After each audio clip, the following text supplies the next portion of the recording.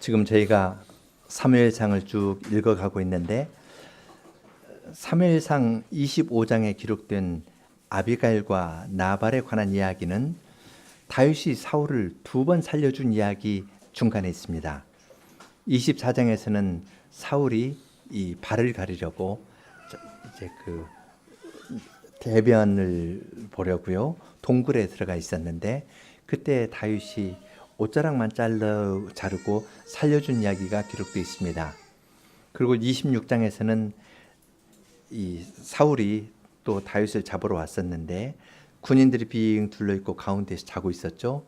그때 다윗이 아비새와 함께 내려갔다가 사울의 창하고 그리고 물병만 가지고 올라온 이야기가 있습니다. 그것이 26장에 있고 그리고 25장에 그 아비가일과 나발의 이야기가 기록되어 있습니다. 어떻게 보면은 야사 같은 이야기인데요. 어떤 여인에 관한 이야기이고 아비가일이 보면은 아주 현숙한 여인입니다. 용모가 아름답다고 하는데 용모가 아름다운 것뿐만 아니라 이런 식으로 말을 하거나 생각하는 여인은 참 아름답겠다 그런 생각이 듭니다. 그런 아비가일이라는 여인과 나발에 관한 이야기가 그 중간에 기록되어 있습니다. 그냥 평범한 여인의 이야기인데 여기에서 이 이야기에는 요점이 있습니다. 요점은 나발과 아비가일의 중요한 차이점이 있는데 그 요점은 다윗을 어떻게 생각했느냐에서 두 사람이 다릅니다.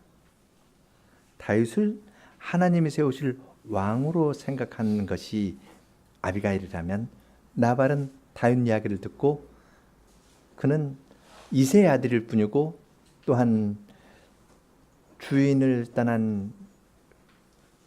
떠나서 마음대로 다니는 종이라고 생각했습니다. 다윗을 어떻게 생각했는가? 하나님이 그 시대에 세우신 왕을 어떻게 생각했느냐가 두 사람의 행동에서 결정적인 차이를 나타냅니다. 핵심이 되는 것을 잡으면 다른 것도 잘 맞춰집니다. 그러나 핵심을 놓치면 사람이 눈에 보이는 것으로 유형으로 판단할 수밖에 없습니다. 그러한 관점에서 읽으면 나발과 아비가일에 관한 이야기는 옛날 이야기가 아니라 오늘날 이야기가 됩니다. 오늘날도 사람들은 비슷하게 나발 비슷하게 살아갑니다. 그냥 잘 먹고 어떤 사람이 나에게 뭐 좀 달라 하면은 그 사람 짓누르고 이런 식입니다. 눈에 보이는 대로 살아갑니다. 하나님께서 이 시대에 어떠한 일을 행하시는지에 대해서 모르면 눈에 보이는 대로 행합니다. 그러나 아비가일은 믿음이 있었습니다. 하나님을 믿는 믿음이 있었기 때문에 남편 나발과 영 다른 모습을 보였던 겁니다. 그러한 큰 주제를 생각하면서 조금 더 섬세하게 사무엘상 25장의 말씀을 생각하겠습니다. 25장은 사무엘의 죽는 이야기로 시작합니다. 그 사울이 다윗을 뒤쫓고 있을 때 사무엘이 죽었습니다. 뒤에 기록을 보면은 그 사울이 사무엘 죽은 후에 그 땅에서 신접한 여인을 다 쫓아냈다고 하는 걸 보면은 사무엘의 죽음이 사울에게도 좀 생각하게 되는 계기가 되었던 것 같습니다. 사울이 아주 나쁜 사람은 아니고요. 사무엘이 죽으니까 그 정신으로 해야겠다 그런 마음은 좀 있었습니다. 그런데 자기의 어떤 이익 문제나 왕권 문제에 부딪히면 또다시 옛날로 돌아가는 겁니다. 왔다 갔다 하다가 점점 더 어둠으로 들어가는 것을 여기에서 볼 수 있습니다. 1절 기록을 놓고 보면은 사무엘을 라마 그의 집에서 장사했다 그렇게 하고 이어서 다윗이 일어나 바람 광야로 내려가니라 그렇게 하는 걸 보면은 혹시는 사무엘의 장례식에 사울하고 다윗도 함께 있었을지 모르겠다는 생각이 듭니다. 좀 기록하는 방식이 그렇습니다. 사무엘 장사를 했다. 그런데 다윗이 일어났다니까 거기에 함께 있었으리라 생각할 수 있겠습니다. 이제 그 다음에 바람 광야로 내려갔는데요. 바람 광야는 이스라엘의 가장 남쪽입니다. 그리고 거기에 마온이라는 지명이 있고 갈멜이라는 지명이 있는데, 이 마온 황무지는 10황무지하고 비슷해서 앞에도 나오죠. 헤브론 남쪽에 있는 지역들입니다. 마온 그리고 갈멜이라는 곳이 있는데, 다윗이 거기에 그 지역에서 있었습니다. 그때 이제 나발이라는 사람이 큰 부자여서 양이 3천이고 염소가 1천이고 양털을 깎고 그랬습니다. 목축하는 곳은 한 곳에 있는 것이 아니라 이 풀을 따라 가지고 건기 우기에 풀 따라서 먼 곳까지 갔다가 왔다 하면서 이렇게 합니다. 그러니까 마온 광야뿐만 아니라 갈멜 또 바란 광야까지 밑으로 갔다가 올라왔다가 이렇게 합니다. 그러할 때 다윗이 그 갈멜에서 내려온 나발의 양떼를 지켜주었습니다. 무엇으로부터 지켜줬을까요? 양떼를 데리고 남쪽으로 내려오면은 그 근처에 아말렉 사람들이 살고 있었거든요. 아말렉 사람들이 이스라엘 사람들을 공격해가지고 양을 빼앗기도 하고, 또한 다윗이 양을 지킬 때 곰이나 사자로부터도 지켜줬으니까 그런 맹수로부터도 지켜줬습니다. 뒤에 보면은 이 아비가일에게 찾아온 사람이 하는 말이, 다윗이 우리에게 밤낮으로 울타리가 되었다, 담이 되었다. 울타리가 되어서 짐승이 들어오지도 못하고 외적이 침입하지도 못하게, 그래서 양을 한 마리도 잃는 일이 없도록 지켜주었다, 그렇게 말했습니다. 그렇게 지켜주었던 다윗이 이제 나발이 양털 깎는다는 말을 들었습니다. 농사 짓는 사람들이 가을에 추수한 다음에 잔치를 하듯이 양털 깎을 때에도 이제 양을 다 씻기고 그 다음에 양털을 깎고 그 다음에 그 중에 양 몇 마리는 잡고 하면서 잔치를 합니다. 그래서 그 소식을 듣고 자기 소년 10명을 보냈습니다. 다윗의 군대는 600명인데요. 10명을 보내서 자기를 소개를 합니다. 자신을 당신의 아들 다윗 하면서 아주 낮춰서 이야기를 합니다. 그리고 자신이 그 나발의 양떼들을 지켜준 사실도 이야기를 하고, 그러면서 이제 잔치하니까 그 좋은 날 잡은 고기 가운데에서 먹은 것 가운데에서 얼마 좀 보내주십시오, 그렇게 이야기를 한 겁니다. 아무 도움도 주지 않고 가서 뭐 달라고 하면은 이것은 요즘 하는 말로 조폭들이 관리비 받는 식으로 영역 받는 게 자기 영역에 따라 가지고 뭘 받는 셈이 되겠지만 이건 그렇지 않습니다. 종이 하는 걸 보면은 다윗은 밤낮으로 우리에게 담이 되어 줬다, 보호해 줬거든요. 지켜 주었으니까 이제 좋은 날, 찬치하는 날 우리에게도 조금 나눠 주십시오, 그렇게 공손하게 이야기를 하였습니다. 그런데 나발은 그냥 경제적인 이유 가지고 우리 식구 먹기도 부족하다, 뭐 그런 식으로 이야기를 해서 줄 것 없다, 그렇게 이야기를 했으면 쉬울 텐데, 다윗이 누구며 이새의 아들은 누구뇨? 그날에 각기 주인에게서 억지로 떠나는 종들이 많도다, 그랬습니다. 다윗 이야기를 하니까 이새의 아들이라는 것 알았거든요. 그러니까 나발은 다윗이 누군지 알고 있었던 겁니다. 다윗을 계속해가지고 이새의 아들 그렇게 말한 사람이 있었죠. 사울은 다윗을 이새의 아들이라고 낮춰서 말했습니다. 근데 나발도 똑같이 이새의 아들이라고 이야기를 하면서, 이새의 아들이 누구냐? 모르는 사람이면 이렇게 못할 겁니다. 아니까 다윗이 이새의 아들이라는 걸 알고 낮춰서 말하는 겁니다. 그리고 다윗이 사울에게서 쫓겨다니는 것을 아니까 그것을 자기 주인에게서 떠나서 마음대로 다니는 종으로 놓고 이야기합니다. 다윗은 주인을 섬기고자 했지만 그 주인이 죽이려 했거든요. 가까이에서 창으로 죽이려고 했거든요. 자기가 악신에 들렸을 때 그를 거기에서부터 해방해 주는 그 수금을 타면서 그에게 그에게 평온한 마음을 주는 사람일 뿐만 아니라 그 사람의 자기 사위인데 가까이서 죽이려고 하는 겁니다. 수금 타고 있을 때 앞에서 창으로 찍는 건 매우 가까이에서 죽이는 거거든요. 그래서 쫓겨났던 겁니다.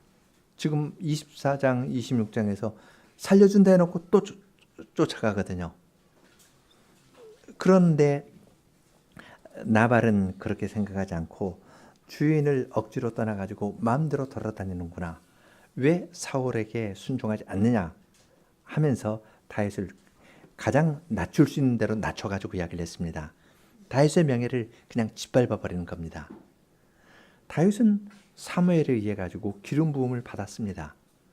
그리고 요나단도 우리 아버지도 내가 왕이 될 것을 안다 그랬고, 앞에 보면 사울도 내가 나 다음에 왕이 될 것이다.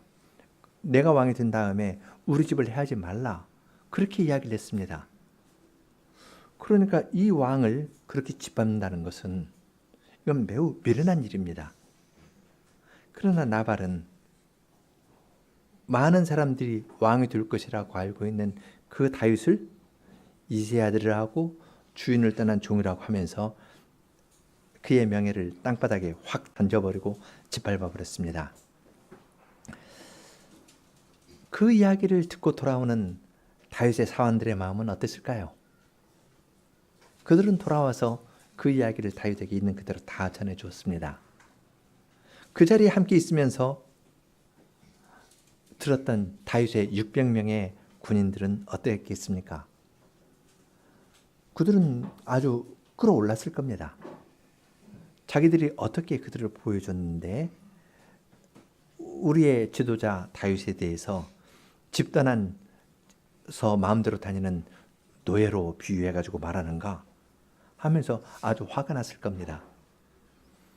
또 그런데 지도자라면 거기에 대해서 어떤 조처를 취해야지, 조처를 취하지 않으면 이제 사람들이 자기에 대한 충성심이나 신뢰도 잃게 될 겁니다. 개인적인 것도 있고 사회적인 관계에서도 다윗은 어떤 행동을 취할 수밖에 없는데 떨어지게 되었습니다. 그래서 다윗은 200명을 남겨서 600명 가운데 200명은 자기의 소유물과 가족을 돌보게 하고, 왜냐하면 아말렉이 또 공격해 올 수가 있거든요. 그리고 나머지 400명을 데리고 나발을 징치하러 나섰습니다. 그런데 그 비슷한 시기에 다윗의 소년들이 다윗에게 돌아가서 이야기하는 그 시기에 나발에게 속한 어떤 한 종이 아비가일을 찾아가서 이야기를 하고 있었습니다. 그 종은 다윗이 그들을 보호해 줬다고 이야기합니다. 광야에서 다윗과 함께 있을 때 다윗이 밤낮으로 그들에게 담이 되어가지고 그들이 그 약무리 가운데 다치는 것도 없고 잃은 것도 없다고 이야기합니다. 아말렉 사람에게 빼앗기거나 짐승에게 빼앗긴 일 없다고 이야기를 합니다. 그런데 그러한 다윗에 대해서 나발이 모욕하였고, 그렇게 모욕한 것을 보니까 이제 다윗이 군대를 데리고 와서 우리 집을, 나발과 당신의 집을 다 멸망시킬 것이라고 이야기를 하였습니다. 이 무명의 종이 누구인지 성경에는 기록되어 있지 않지만 그 사람은 다윗에 대해서 상당한 호감을 갖고 있었던 것 같습니다. 마음에서부터 다윗에게 끌렸던 거예요. 아, 다윗이 왕이 될 사람이라고 하는데 과연 왕이 될 만하구나. 그런 생각을 이 종은 가졌던 듯 합니다. 그래서 누가 시키지도 않았는데 여주인에게 찾아가가지고 이야기를 한 겁니다. 이 종은 17절에서 이렇게 말합니다. 그런즉 이제 당신은 어떻게 할 것을 알아 생각하실지니 이는 다윗이 우리 주인과 주인의 집을 해하기로 결정하였음이니이다. 주인은 불량한 사람이라 더불어 말할 수 없나이다. 자기 주인에게는 이러한 내용을 가서 이야기를 하면은 말도 못 꺼내고 자기가 어려울 것 같으니까 안주인에게 찾아와서 내가 이야기를 한다고 이야기합니다. 자기 주인에 대해서 불량한 사람이라고 이야기하는 종이라면 이건 아마 주인이 알면은 어떻게 될 겁니다. 그런데 이 종이 생각할 때는 지금 사태가 아주 위험합니다. 주인 불량한 사람이라고 해서 이야기를 해야지 그렇게 해가지고 이 문제의 심각성을 아비가일에게 이야기를 해서 풀어야지. 그렇지 않고 좋게 말했다가는 어떨까요?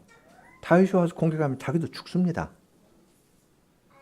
지금 다윗이 뒤에 보면은 내일 아침까지 남자 한 명도 남기지 않고 다 죽이겠다고 그렇게 하고 올라오고 있었거든요.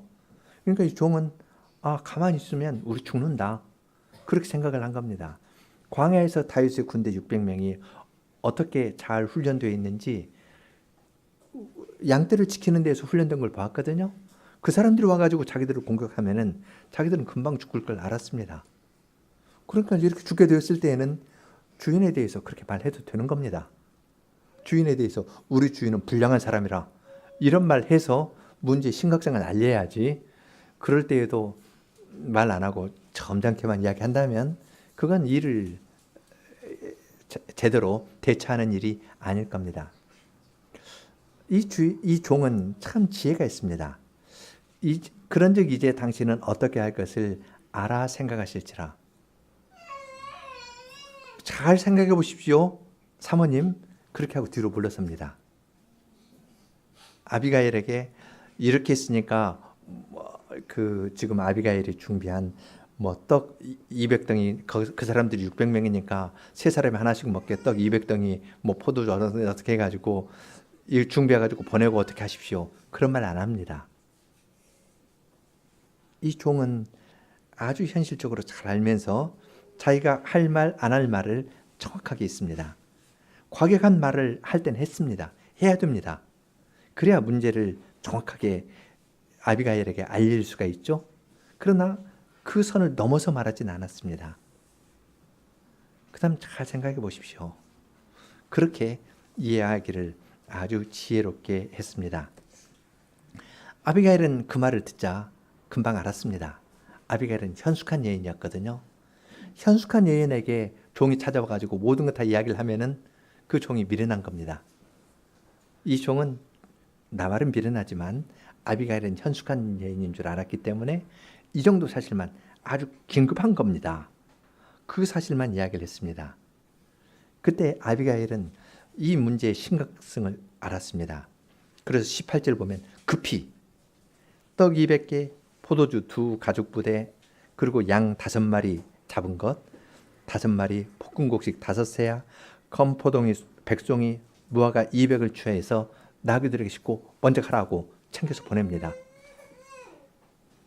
그리고 자기는 뒤따라 간다 하면서 준비해가지고 가는데 형식 논리에 빠져서 남편에게 이야기를 하고 가진 않습니다.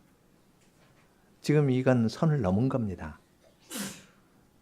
이건 남편이 말하는 것은 하나님께서 세운 왕에 대해서 그런 정도의 모욕하는 말을 했을 때 그 다음에 어떤 일이 있을 거라는 건 알았습니다.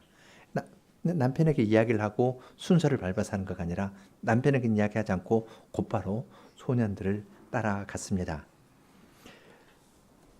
아비가일이 이제 나귀를 타고 산 유벽한 곳으로 쫓아 내려간다 했는데 여기 산 유벽한 곳이라는 건 산에 그늘진 데입니다. 그래서 산이 이렇게 있는데 내려갈 때 아마 정오라면 위에 새가 내리쬐서 그늘진 곳이 없을 텐데 지금 이렇게 좀 잔치가 있었고 돌아왔을 때 나발이 왕의 잔치 같은 잔치를 하고 술 취해서 잤거든요. 그러고 보니까 지금 이것은 오후의 일이라 생각이 듭니다. 아마 아침에 왔다가 이야기를 했는데 이제 거절당했고 다윗에게 가서 이야기를 하고 중부에서 오고 하니까 해가 약간 기울기 시작하는 그러한 때 산에 그늘진 곳에 있었습니다. 산에 그늘진 곳을 통해 가지고 아비가일이 내려오는데 다윗은 아래에서 400명 군사와 함께 올라오고 있었습니다. 그러면 다윗은 아비가일을 볼 수 없지만 그늘 속에서 이렇게 내려오니까요.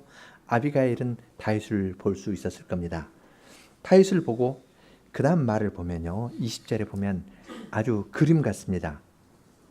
보고 쫓아 내려가더니 내려오는 것을 만납니다. 그리고 이제 보고 하는 이야기가 그 23절부터 나오죠. 아비가일이 다윗을 보고 급히 나귀에서 내려 다윗 앞에 엎드리고 그 앞에 땅을 대니라. 이 동사가 5개가 나오는데요. 보고 급하다는 것도 동사입니다. 급하고 내리고 엎드리고 얼굴을 땅에 대고 그러한 태도를 취하면서 아주 신속하게 행동을 했습니다. 그리고 독자들을 위해서 이때 올라오는 다윗의 말을 이 부분에서 이야기를 합니다. 다윗이 이미 말하기를 내가 이자의 소유물을 광야에서 지켜 그 모든 것을 하나도 손실이 없게 한 것이 진실로 헛되다. 그가 악으로 나의 선을 갚는도다. 내가 그에게 속한 모든 것 중 한 남자라도 아침까지 남겨두면 하나님이 다윗에게 벌을 내리시고 또 내리시기를 원한다. 하나님의 이름으로 맹세를 하면서 거기 나발에게 속한 모든 남자는 다 죽이겠다. 그렇게 하면서 400명 군인들에게 이야기를 해가지고 그들이 단단히 각오를 하고 올라오고 있었던 겁니다. 그러한 때 아비가일은 그런 말 듣지 않았지만 종의 말을 듣고 아주 이건 위급한 때구나 하면서 급하게 내려가가지고 나귀를 타고 내려가다가 보고 땅에 내려서 얼굴을 땅에 대면서 이야기를 합니다. 다윗 발 앞에 엎드리면서 그는 내 주여 하고 이야기를 시작합니다. 내 주여, 이 죄악을 나 곧 내게로 돌리시고 여종으로 주의 귀에 말하게 하시고 이 여종의 말을 들으소서. 그렇게 하면서 이야기를 시작합니다. 급하게 가는 사람이 어떤 때에는 야 비켜라 하고 치워버릴 수가 있거든요. 급하게 치우면서 이 여자 저쪽으로 치워 하면서 그냥 쭉 달려갈 수가 있을 텐데요. 아비가일은 그걸 딱 막으면서 그 다윗의 발 앞에 서가지고 막으면서 그렇게 이야기를 했습니다. 그 아비가일이 한 이야기는 조금 있다가 한 5가지 정도로 나누어 가지고 조금 더 자세히 이야기를 해보겠습니다. 아비가일이 먼저 이야기할 때는 자기 자신에 대해서 이야기를 하고 나는 총이고 이 허물을 나에게 돌리소서 내 책임입니다. 그렇게 먼저 말해요. 그 다음에 두 번째는 내 남편 나발은 불량한 사람입니다. 그렇게 이야기를 합니다. 그리고 세 번째로는 여호와에 대해서 이야기를 합니다. 여호와께서 다윗 당신을 왕으로 세우지 않았습니까? 그리고 다윗에 대해서 이야기를 합니다. 여호와께서 당신을 왕으로 세워서 나라를 주실 텐데 나발 같은 사람 죽이는 것이 그런 사람 죽이려고 피 흘린 건 다윗의 왕직에 문제가 될 겁니다. 그렇게 이야기를 하고 마지막으로 자기 남편은 아비가일 보기에 죽은 사람입니다. 하나님께서 치실 것이라고 생각했습니다. 그러니까 내 남편 죽으면 나는 과부가 될 텐데 과부가 된 나를 살펴주십시오. 그런 식으로 이 말을 했습니다. 그건 조금 이따 더 자세히 살펴보기로 하고 이 부분에서 하나만 더 보겠는데요. 요점은 아비가일은 다윗의 분노를 진정시키는 것이 이 당시에 중요한 일이었습니다. 그래서 모든 책임을 자기가 덮어쓰는 거예요. 나발로 가려고 하는데 아니 내 잘못입니다. 그렇게 하면 어떨까요? 이야기를 그 다음 들어보지 않겠습니까? 그래서 이야기를 그 다음 들으면서 이 핵심되는 것으로 가는데 이걸 보면은 참으로 그 아비가일은 현숙한 여인이었다는 것을 알 수 있습니다. 그렇게 이야기를 잘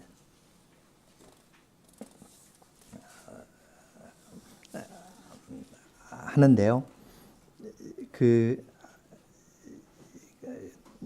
논리적으로 말을 잘할 뿐만 아니라 아주 그림 그리듯 이야기도 합니다. 29절에 사람이 일어나서 내 주를 쫓아 내 주의 생명을 찾을지라도 내 주의 생명은 내 주 하나님 여호와와 함께 생명 싸개 속에 쌓였을 것이요 내 주의 원수들의 생명은 물매로 던지듯 여호와께서 그것을 던지시리이다.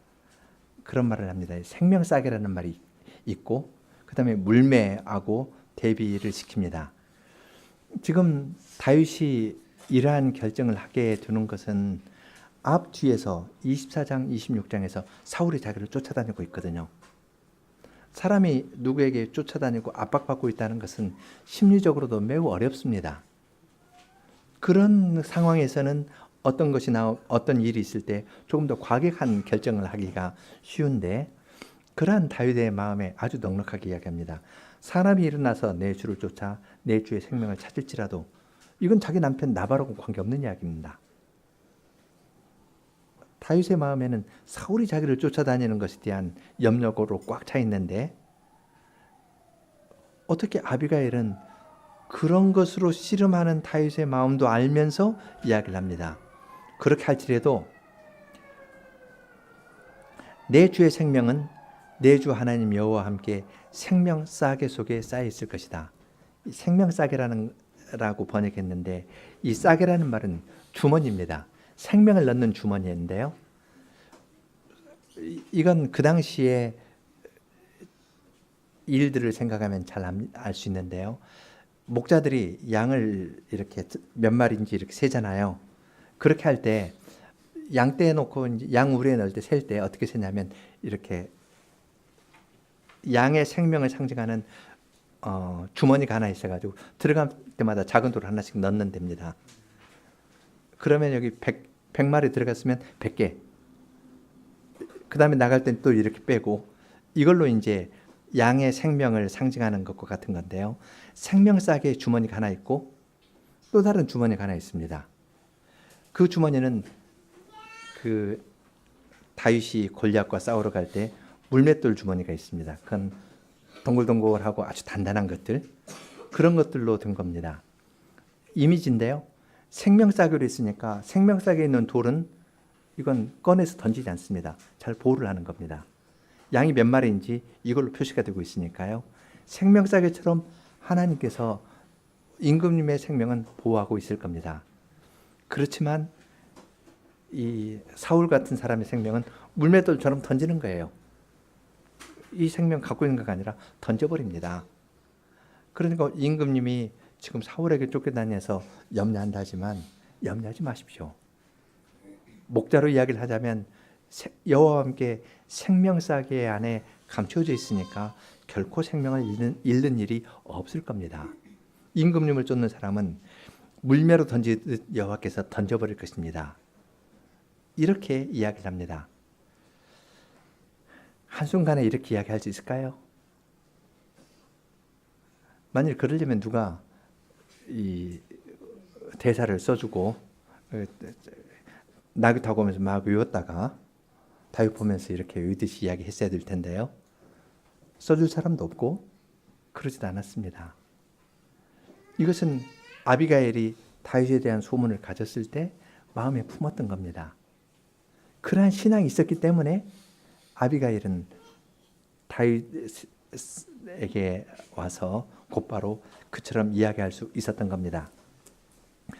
이렇게 아비가일이 아주 지혜롭게 이야기하는 것을 들었을 때 다윗은 이 모든 것이 하나님께서 하신 일이다 생각하고 하나님을 찬송했습니다.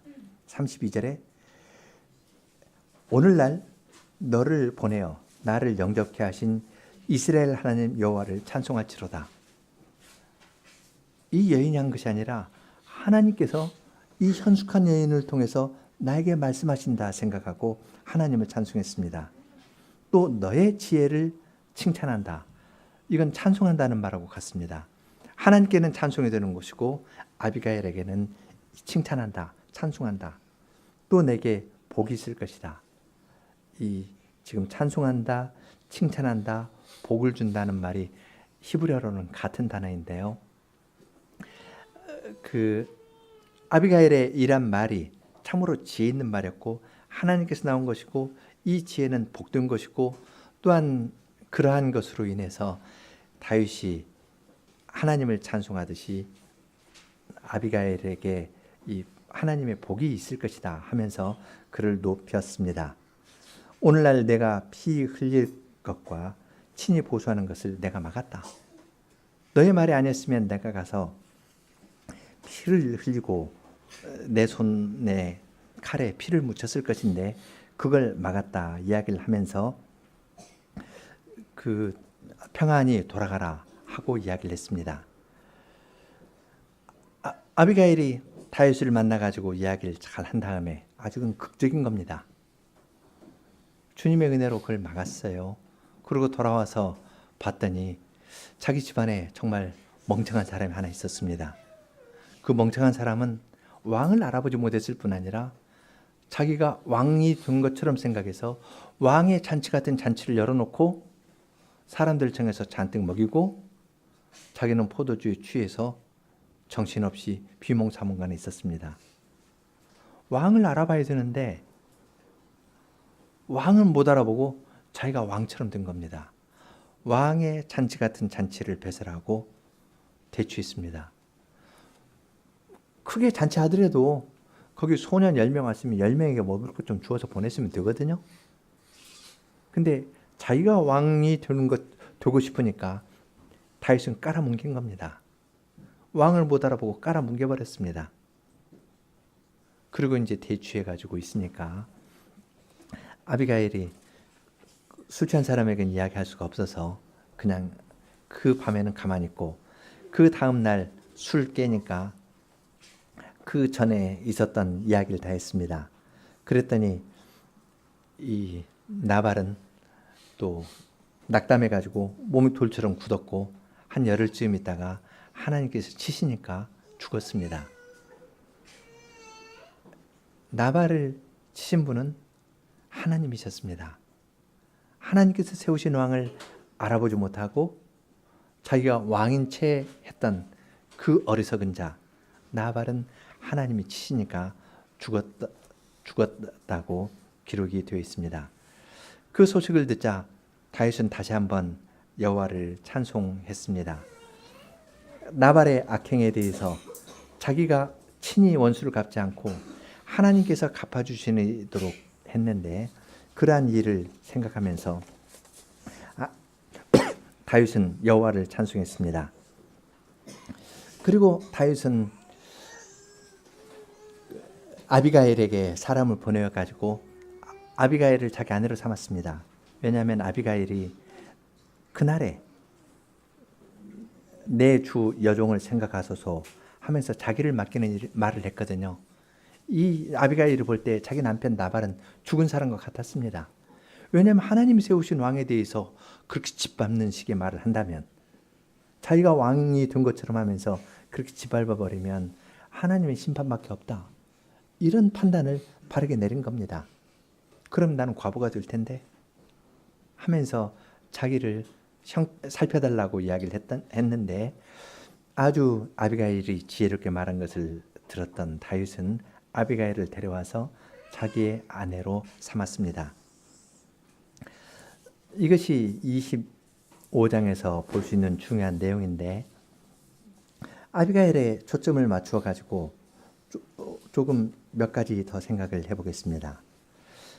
아비가일은 첫째 이 문제를 접근할 때 모든 것을 자기 책임으로 돌렸습니다. 처음 하는 말이 이 죄악을 나 곧 내게로 돌리시고 여종의 귀에 말하게 하시고 여종의 말을 들으소서 하면서 이야기를 시작합니다.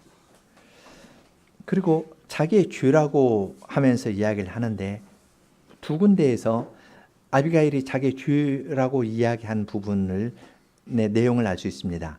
그냥 무조건 내 죄입니다 하는데 내용이 없다면 그리고 수사학적인 표현이라면 오히려 듣는 사람에게 반감을 일으킬 겁니다.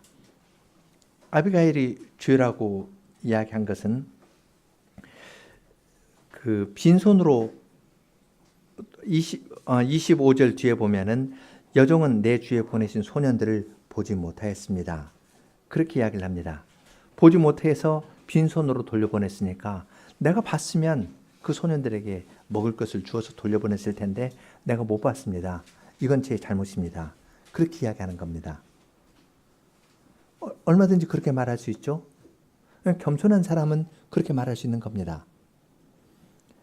그리고 28절에서도 지금 내 주의 여종의 허물을 사하여 주옵소서 하는데 사하여 주옵소서 하는 말 앞에 27절에 여종이 내 주께 가져온 이 예물로 내 주를 좇는 이 소년들에게 주게 하시고 주의 여종의 허물을 사하여 주옵소서 그렇게 말합니다. 자기 잘못이라고 이야기합니다. 근데 말하면서 이 잘못의 내용은 내가 알았으면 먹을 거 챙겨주었을 텐데 챙겨주지 않았습니다. 내가 보지 못해서 그렇습니다. 내 잘못입니다. 그렇게 이야기합니다. 자기의 잘못, 누가 손님이 왔으면 좀 알아보거나 그랬어야 됐을 텐데 그러지 않은 것 자기 잘못이라고 이야기하는 겁니다. 넘치지도 않고 부족하지도 않은 말이죠. 모든 것 다 나에게 책임지고 나를 죽여주십시오. 그러면 어떨까요? 다윗이 말 끝까지 들을까요? 그래, 내 가는 길 막았으니까 너도 죽고 네 남편도 죽자. 뭐 아마 그런 식일 겁니다. 그런데 여기서 말하는 건 내가 다윗이 보낸 소년을 못 알아봤습니다. 못 만났습니다. 이건 내 죄입니다. 내 허물입니다. 그러나 난 줄 뜻이 있었습니다. 이렇게 말하니까 다윗의 노를 누그러뜨리는 효과가 있었던 겁니다. 말을 하는데 내용 있는 말을 한 것을 볼 수 있습니다. 자기와 관련해서 자기가 책임질 건 그 점이다. 그걸 분명하게 이야기를 했습니다. 그리고 두 번째 이야기하는 걸 보면은 남편 나발에 대해서 이야기합니다. 25절에 내 주는 이 불량한 사람 나발을 개의치 마소서. 그 이름이 그에게 적당하니 그 이름이 나발이라. 그는 미련한 자니이다. 나발이라는 말이 히브리어로 미련한 사람이라는 말이거든요. 그러니까 내 남편은 이름값 합니다. 정말 내 남편은 미련하고 불량한 사람입니다. 하고 이야기를 합니다. 보통 때 이렇게 말하면 다윗이 좋아하지 않을 겁니다. 너는 너의 남편을 사랑하고 존경해야 되는데 왜 네 남편에 대해서 그렇게 함부로 말하냐 하면서 그 혐의를 가지고 이야기할 텐데요. 여기에서는 이렇게 말하는 것이 타당합니다. 왜냐하면 나발이 다윗을 놓고 저 이세의 아들, 주인에게서 도망친 종, 이런 식으로 함부로 말했거든요. 그것에 대한 응답으로 그것으로 말미암아 다윗의 마음에 복수심이 불타 일어났고 다윗을 깔아뭉개기 때문에 다윗의 부하들이 화를 내고 분노해가지고 오고 있었거든요. 거기에서 자기 남편에 대한 존경과 이런 걸 나타내는 것이 합당하지 않겠죠? 그런데 그 나발이라는 내 남편은 이름값 합니다. 이름값 하는 사람이고 불량한 사람입니다. 원래부터 그런 사람인데요. 하면서 그 분노를 누그러뜨리는 겁니다. 나발이 일으켰던 분노를 나발을 낮춤으로써 그 분노를 누그러뜨렸습니다. 그러니까 남편에 대해서 낮춰서 말한 것도 이 경우엔 딱 맞는 이야기입니다. 우리 남편이 원래는 그런 사람이 아닌데 실수로 그랬습니다. 그렇게 대답했다면 어떨까요? 다윗이 급하다, 비켜라 하고 그냥 갈 겁니다.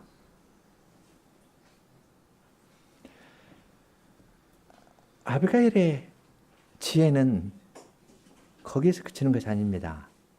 지금 이 배경에서 자기의 죄를 이야기하고 남편의 미련한 것을 이야기를 했는데 이것도 경우에 딱 맞는 이야기이죠. 바로 이 지점에서 아비가일은 다윗의 눈을 들어서 여호와를 바라보게 합니다. 26절에 내 주여 여호와께서 사시고 내 주도 살아계시거니와 내 주의 손으로 피를 흘려 친히 보수하는 일을 여호와께서 막으셨으니 내 주의 원수들과 내 주를 헤아려 하는 자들은 나발같이 되기를 원하나이다. 그렇게 이야기합니다. 아비가일은 신앙 있는 여인이었습니다. 만일 신앙이 없는 사람이 한다면 첫 번째, 두 번째 말에서 끝나고 더 이상 말을 못할 겁니다.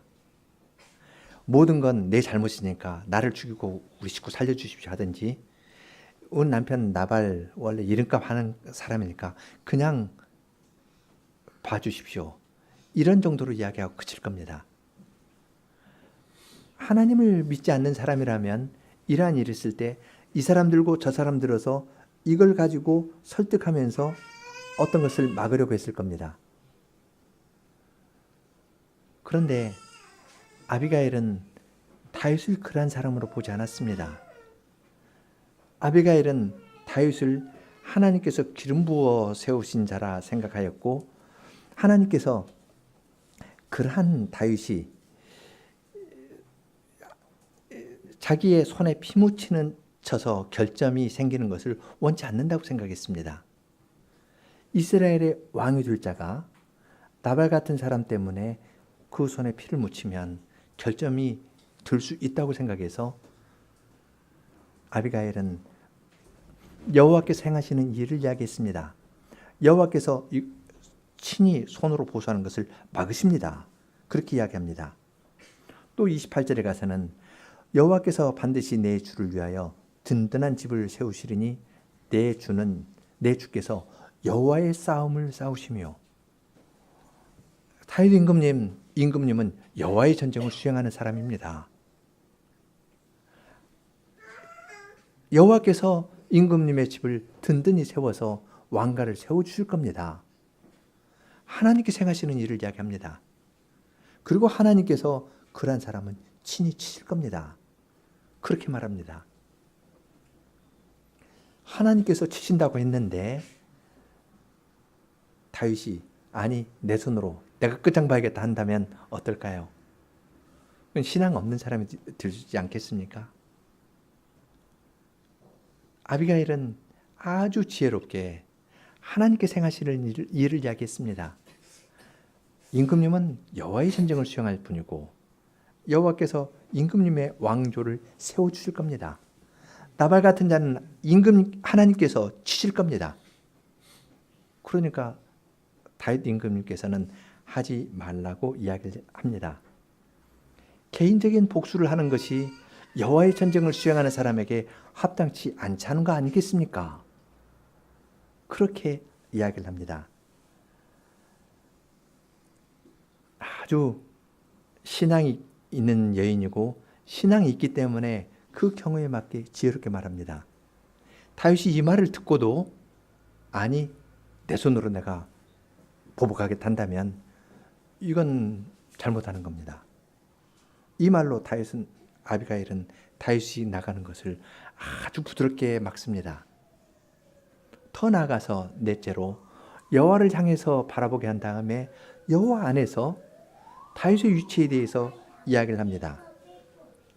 지금 아비가일은 다윗을 맞이해서 나를 이야기를 하고 남편을 이야기하고 여호와로 시선을 옮기면서 이야기를 했는데 이 시선을 여호와 안에서 아비가일은 다윗의 위치를 바라보게 합니다. 앞으로 임금님은 이스라엘의 왕이 되실 자인데 이러한 사람이 나발과 같은 사람에게 피를 묻히거나 개인적인 보복을 한다면 임금님으로서 왕의 통치를 행해 나갈 때 이건 결점이 됩니다. 결점이 되지 않겠습니까?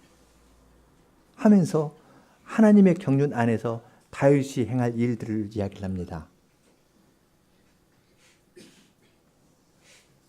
앞으로 여호와의 전쟁을 하고 하나님 나라를 잘 세워나가실 왕인데 무죄한 피를 흘리거나 직접 원수를 갚는다면 다음에 왕이 된 다음에 혹시 후회하시지 않겠습니까? 그렇게 말하는 겁니다. 다윗이 왕이 되었을 때 사울 후손들로부터 무력으로 왕위를 찬탈하고 무죄한 피를 흘렸다. 이런 비난을 많이 받지 않았습니까? 그렇게 안 했어도 무죄한 피 흘렸다고 시므이 같은 사람이 저리 가라 꺼져라 무죄한 자의 피를 흘린 그 이새의 아들이 하면서 다윗에게 욕했거든요. 정말로 피 흘렸다면 그런 말 들었을 겁니다. 근데 여기에서 아비가일은 앞으로 왕이 되실 분인데 이러한 일을 한다면 이 무죄한 피를 흘리거나 직접 원수 갚는 일을 하신다면 후회하실 일이 생기지 않겠습니까? 그렇게 점잖게 이야기를 합니다. 그리고 아비가일은 끝으로 자기를 의탁합니다. 왕위에 오르게 된다면 원컨대 내 주의 여종을 생각해 주십시오 라고 말합니다. 이미 아비가일을 볼 때 자기 남편은 죽은 자와 같았습니다. 그리고 자기는 과부입니다. 과부가 되어서 혼자 살 수 없으니까 나를 고려해 주십시오 하고 이야기를 합니다. 아주 지혜롭고 그리고 이야기도 아주 명료하죠. 자기로부터 시작해서 남편에게 하나님을 이야기하고 하나님 안에서 다윗의 이치를 이야기하고 자기의 모습을 이야기를 합니다. 그러면서 그것도 다윗에게 임금님은 생명 싸개처럼 하나님께 생명 보존해 주십니다. 사울이 임금을 쫓고 있지만 사울이 임금을 결코 해하지 못합니다. 임금님을 따르는 자는 물맷돌처럼 던져버리지만 임금님의 생명은 하나님께서 보호해 주십니다. 하면서 지금 나발의 문제뿐만 아니라 사울에게 쫓김을 받고 있는 다윗에게 넉넉하게 위로할 만한 말을 해 주었습니다. 이 모든 일을 다윗은 하나님의 일로 생각했습니다. 아비가일에게 오늘날 너를 보내어 나를 영접케 하신 이스라엘의 하나님 여호와를 찬송할지어다.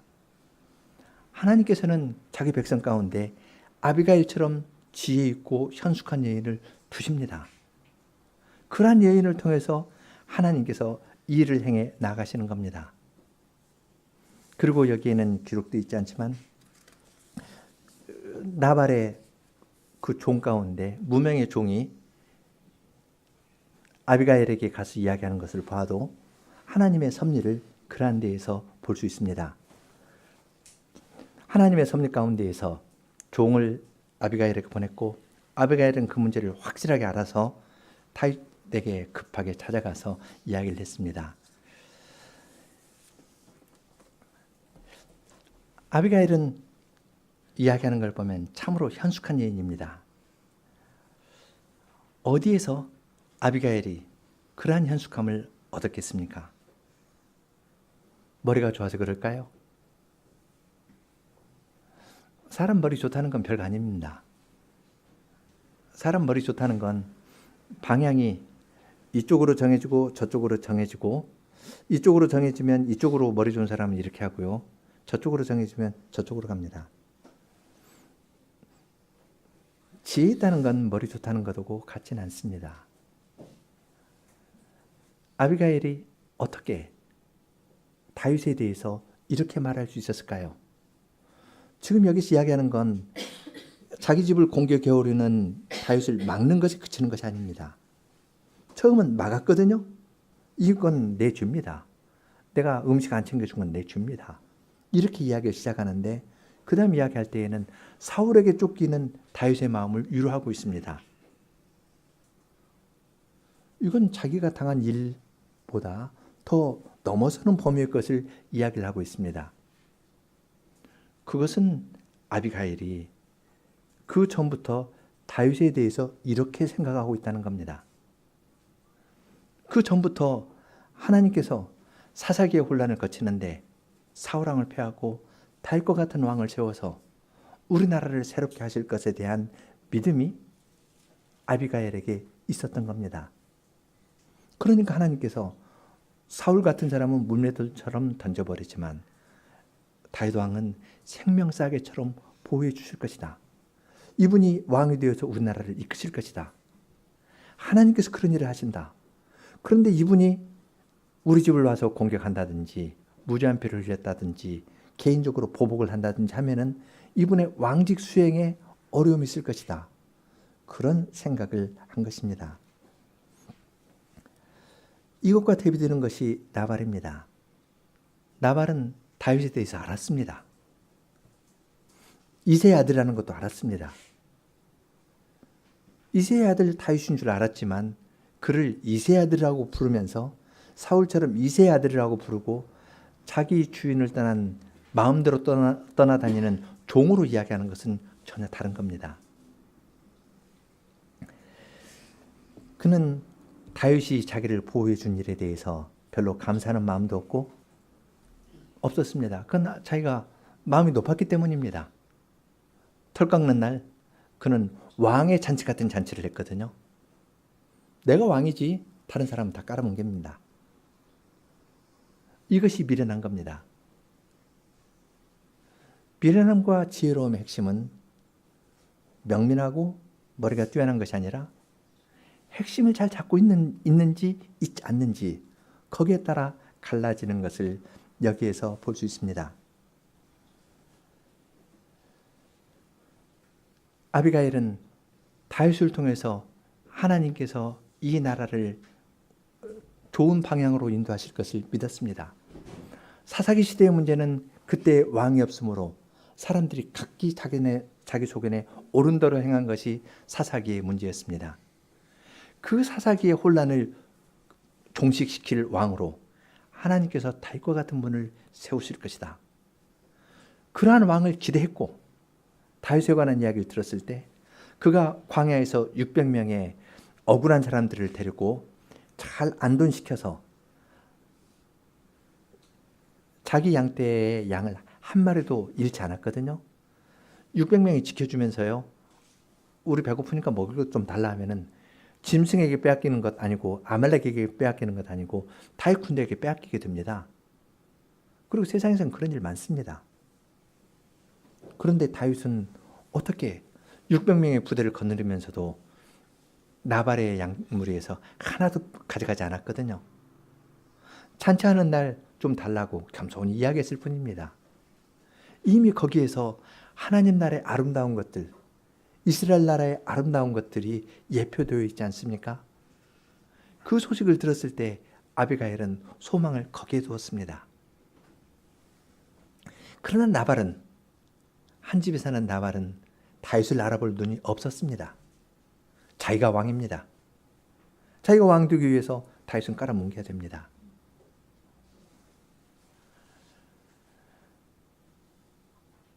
이러한 이야기는 옛날 이야기만은 아닙니다. 오늘날도 다윗의 후손이자 다윗의 뿌리가 되신 그리스도께서 오셔서 십자가와 부활로 구원의 일을 다 이루셨습니다. 부활의 능력으로 하나님의 백성과 함께하면서 고난 가운데 있지만 그 고난 가운데에서 부활의 능력으로 어려움을 이기고 죽음과 같은 고통을 이겨내도록 하는 일을 행하십니다. 그리고 그분은 다시 오실 겁니다. 이러한 왕을 마음에 모시고 이러한 왕을 사랑하고 섬기려는 마음을 가진 사람은 아비가일처럼 지혜 있는 자가 됩니다.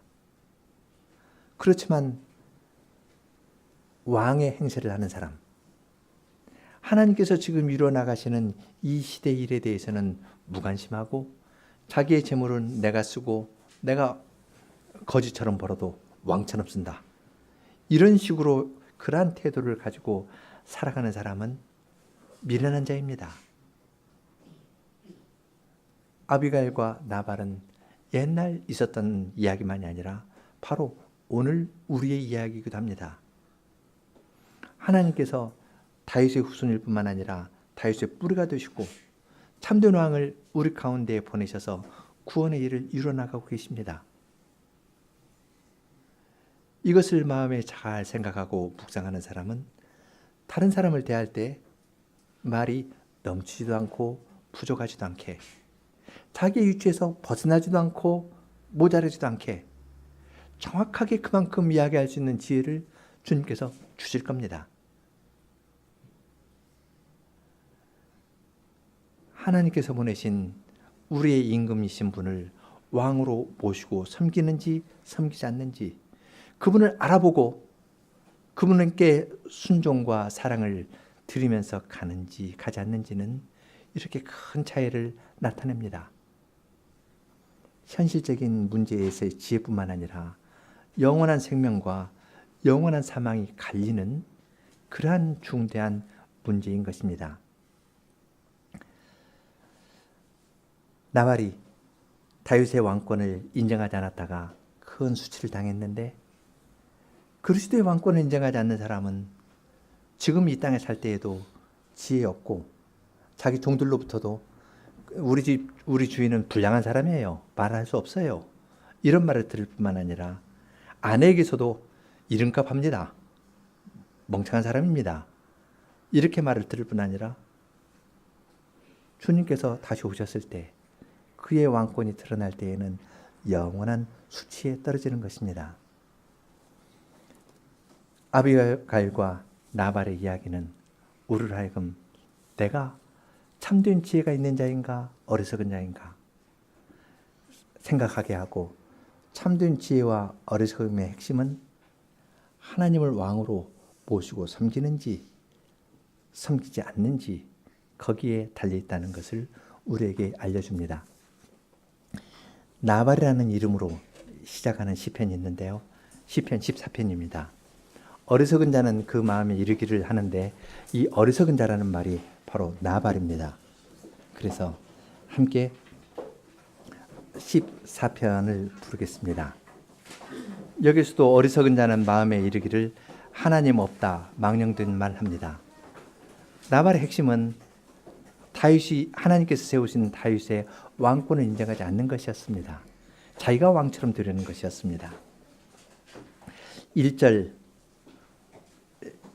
함께하고 2절 여성, 3절 남성 간주하고 4절 아이들, 자녀들, 그리고 5절 함께 하겠습니다.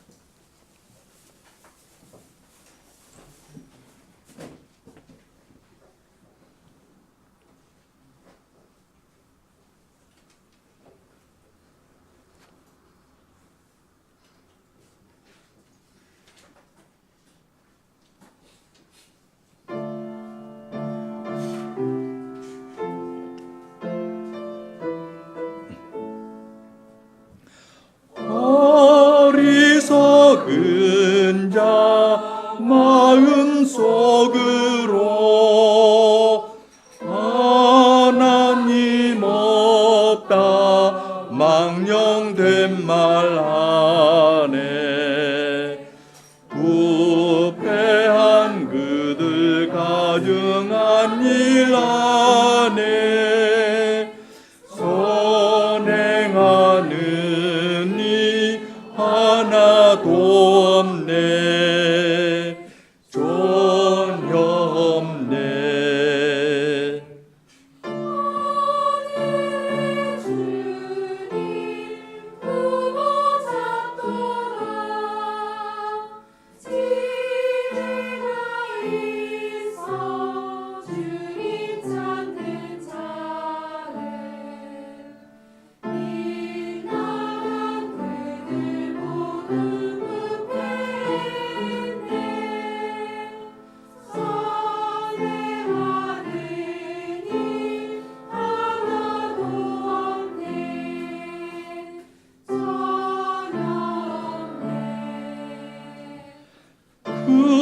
그들은 실로 무지하도다. 한통 속되어 죄악 행하도다. 밥 먹듯 내 백성을 삼키면서 여호와 일은 부르지 않네. 안 부르네.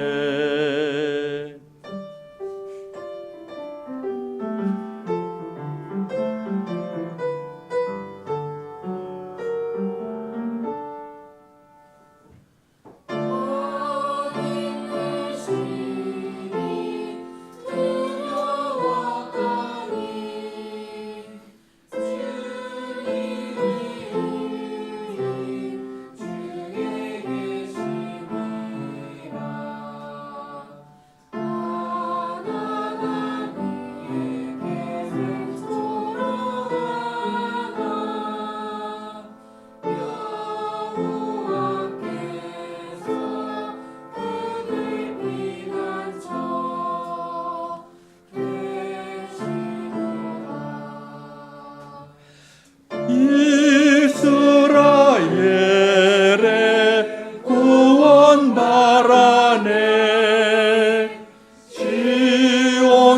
시온산에서 나오기 원하네.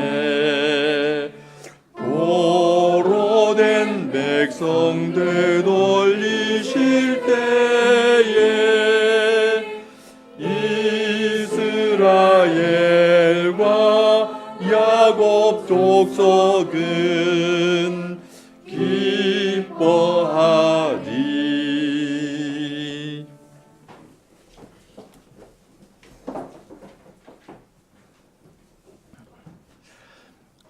걸어가신 주님, 주님께서는 참으로 지혜가 있으신 분이셔서 저희들에게 주님의 지혜를 가르쳐 주실 때 나발과 아비가일과 같은 그러한 이야기를 통하여 이야기의 형식으로 참된 지혜가 무엇인지를 저희들에게 가르쳐 주십니다. 사람은 하나님께서 행하시는 일보다도 자기의 손으로 이룬 것이 있고 자기의 손에 무엇이 있으면 그것으로 자기를 왕처럼 높이고 다른 사람은 낮추고 깔아뭉개려는 것이 죄악된 사람들의 모습인데, 주님께서는 주의 백성된 저희들에게 그러한 삶의 태도를 취하지 아니하고 하나님께서 약속하신 다윗의 후손이자 다윗의 뿌리가 되신 그리스도를 왕으로 모시고 사는 것이 참된 지혜가 있다고 알려주시고, 그렇게 그리스도를 높이고 경외하면서 살아갈 때에는 현실 생활에 있어서도 위급한 때를 당하여도 그러한 위기의 때를 지혜롭게 잘 대처할 수 있는 지혜가 하나님을 왕으로 모시고 섬기는 데에서 나온다는 것을 저희들에게 생생하게 가르쳐 주십니다. 주님께서 이러한 이야기를 주님의 말씀에 기록해 두신 이유는 주님의 백성 모두가 이러한 지혜를 얻고 이러한 믿음으로 살아가는 자를 만드시려고 이러한 말씀을 저희들에게 내려주신 줄을 아오니, 저희들로 하여금 겸손히 주님의 말씀을 읽고 말씀에서 그려준 이 아름다운 모습을, 저희를 위하여 기록하여 두신 이 아름다운 모습을 저희 가운데에서 잘 이루면서 살게 하여 주시옵소서. 예수님 이름으로 기도합니다. 아멘.